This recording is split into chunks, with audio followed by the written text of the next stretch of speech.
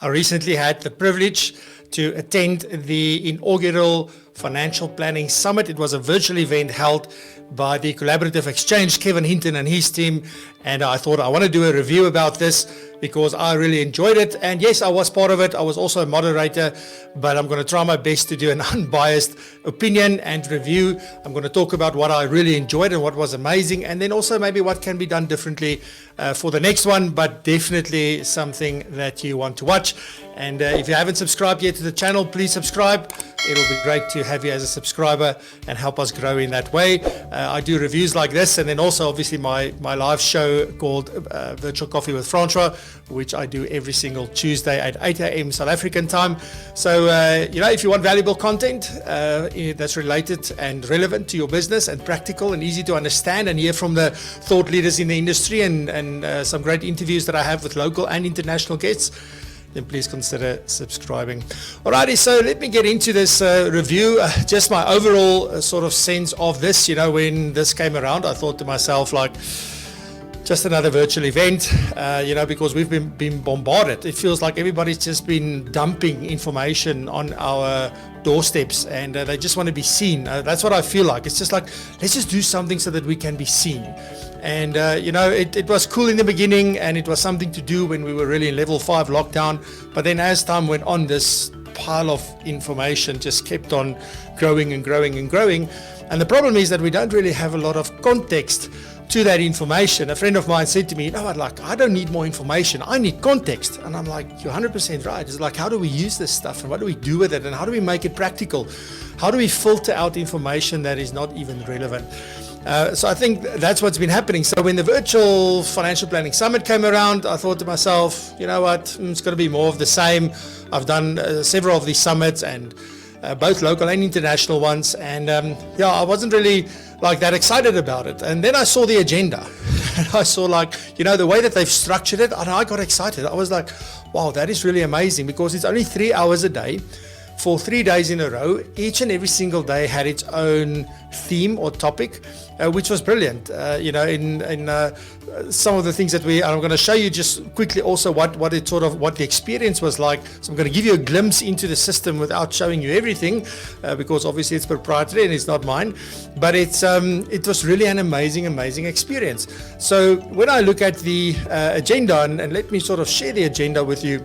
So this is sort of what it looks like. The first day was this is the third day. Sorry. So let's go to the first day, and this is really about how do financial advisors emerge from COVID-19 stronger and better to take on changing operating environments. Because we know that things have changed, and you'll note here that what I really loved about it was the openings. So every day there was an opening of the day, and then it was sort of half an hour sessions.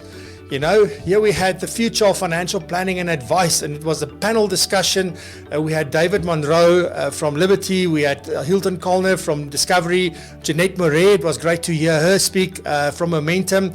Also, we had Mike Galloway, who's the COO of AdviceWorks, and it was moderated by Renee Grobler from Investec. She did a phenomenal job, and it was a really great conversation. Then there was a comfort break. So you'll see it was about an hour of time that went on, and an hour at a time between the big breaks. So we had the comfort break, and then there was another session, and this was Sebastian Dovey, and I really enjoyed his session the most from day one, I think, for me personally. So it was about winning and managing the client of the future, and are financial advisors ready for what wealth needs next. It was really an insightful discussion, and I really enjoyed that. And then also speaking about, is your financial planning practice set up to prosper and survive in a low growth environment, was a session that was held. It was Doug Abbott was interviewing. He was talking to Keith Head, and it was really an interesting conversation as well. And then we ended off the day with Investec talking about, in this low yield environment, how do you prosper? So that was really interesting and really awesome. And then the second day, that's where I got involved. So I must say it was really an honor to do that. So again, we started this day. So this day was all about finding the perfect financial planning model for in these days. And we started off with DFMs. Do they add value? Are they necessary? So that was a panel discussion. We had Brandon Zitzman from Portfolio Metrics. We had Flobella Yates from Momentum. we had Pieter Kukumur, and then Tamarin Lamb was the moderator for the session. And Daniel McCauley from Silico was one of the sponsors. He opened the day in a great way. So that started off well. Then it was my session where I spoke to Emily Chen and Stuart Porrell, and I also spoke to Daniel McCauley from Silico, as I said. And we really then spoke about the role of technology. And I was really, in hindsight, in my opinion, I wish there were more tech topics. So there was only this one, and I think that maybe the organizers felt that, there were so many summits and webinars and things happening during lockdown around technology that maybe it wasn't going to add that much value. But I think if we could have had one or two more sessions on this, that would have been great. So you don't want a whole day of technology, but definitely maybe one or two additional sessions would have been great to tackle different issues around this. And particularly because we only had half an hour to talk about this, was a really great conversation, very lively. Stuart really brought his A game. So it was really awesome. It was great to meet Emily. She dialed in from Australia. She's the product executive for Iris for wealth management. And Stuart is the executive for partner services at AdviceWorks. And as I said earlier, Daniel is the director at Silico. So really an awesome conversation. So check that one. Oh, I hope you checked it out. Then we had a comfort break with Barry Hilton, which was quite welcoming. And then we also spoke about the business of disruption, Futurenomics. This was my favorite session from day 2. This was Bronwyn that spoke about this, Bronwyn Williams, and she is from Flux Trends, and it was really an insightful. I always love things talking about, where do we see things going, and things that we think may happen that are actually already happening, where people are already doing certain things. So really awesome to have listened to her. And then what are the competing financial planning models? This is also a session that I really enjoyed. We had Cully Nell, if you know Cully. So it was good to have Cully on that panel. We had Johan Mini from Liberty, and then Peter Hewitt is an independent and also well known in the profession.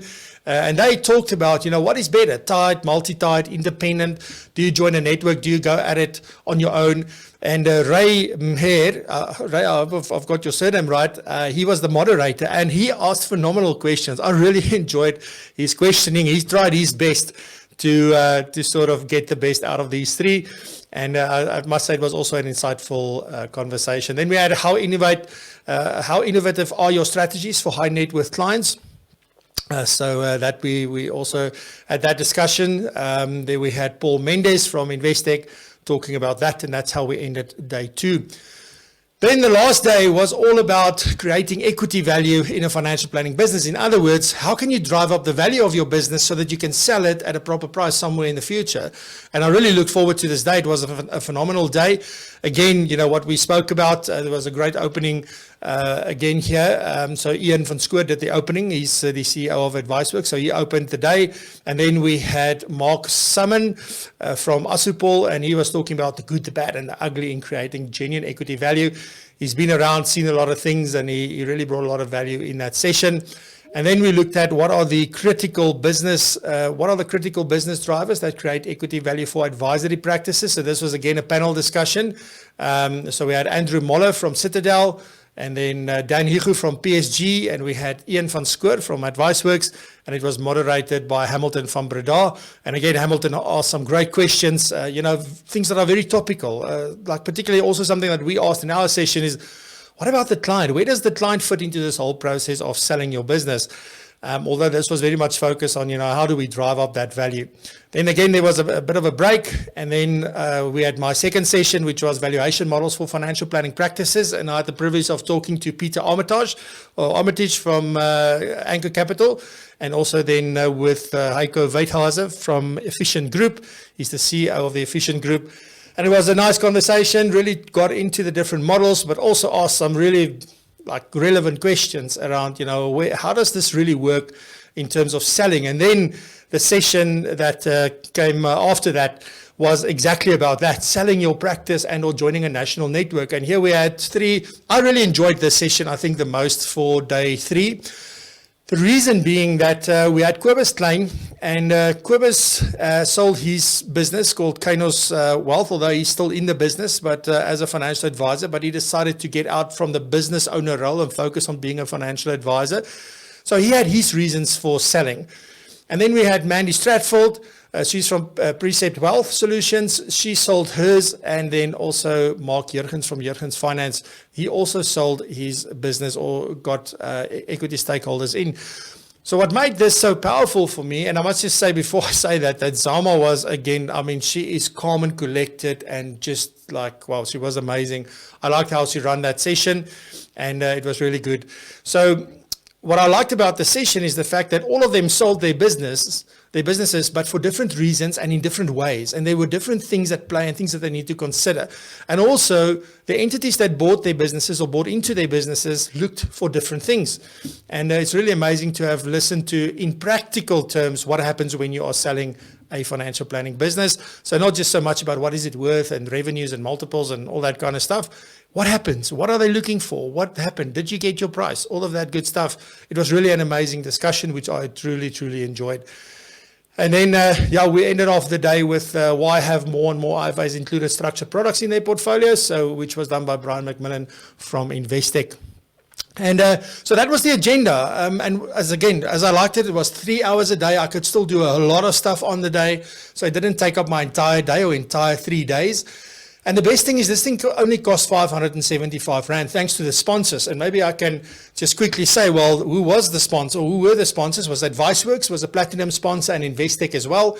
And then we had Discovery as a gold, and then Iris and Silica both as silver sponsors for this event. And without them, I don't think that the Collaborative Exchange would have been able to bring this to you at such a low price. But also, if there's one of the things that I just quickly want to show you, one of the things that really stand out for me is, let me go to our session here. So let me go to our session. And if you look at the visuals, the quality, the production, all of that is just absolutely amazing. It was such a professional outfit, I just enjoyed it. It was effortless to watch all of this. And I think it's really job well done to Kevin and his team for putting together these particular sessions. So really, really good. You can see the quality is absolutely phenomenal. When you're in a session, the chat was here. The chat went wild. I mean, it was really, really busy. You can see who are all the attendees. You can see what's happening here. So really, a lot of things that one can do. So just absolutely amazing, an amazing experience from that point of view. So really, really well done to Kevin and his team. Just one last word, maybe just quickly on the technology that they used. I must just say, you land, you know exactly where to go. Here's a summary of what's happening on the day specifically. There was a leaderboard to encourage people to engage and to chat and to post and do all sorts of things.